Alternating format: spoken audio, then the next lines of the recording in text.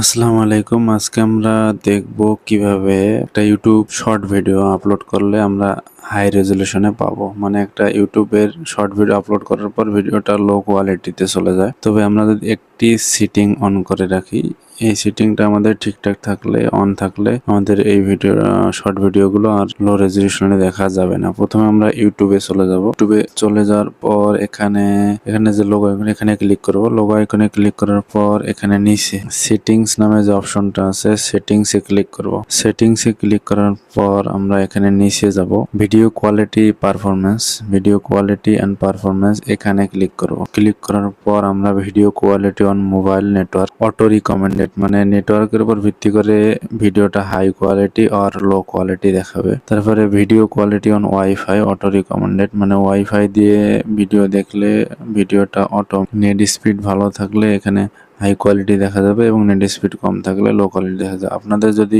Data server এখানে লো picture quality এটা যদি সিলেক্ট করা থাকে, আমরা অটো রিকমেন্ডেড সিলেক্ট করে দেবো, অথবা হাই পিকচার কোয়ালিটি সিলেক্ট করে দিতে পারি। আবার ভিডিও কোয়ালিটি ওয়াইফাই যদি সিলেক্ট থাকে, এখানে যদি ডাটা সার্ভার লো পিকচার কোয়ালিটি লো কোয়ালিটি থাকে, আমরা এখানে হাই কোয়ালিটি অথবা অটো সিলেক্ট করে দেবো। অটো সিলেক্ট করে দিলে তাহলে আমাদের ভিডিওটা হাই কোয়ালিটিতে দেখা যাবে। তো আজকের ভিডিও এই পর্যন্তই। সকলে ভালো থাকবেন, সুস্থ থাকবেন। আল্লাহ হাফেজ, আসসালামু আলাইকুম।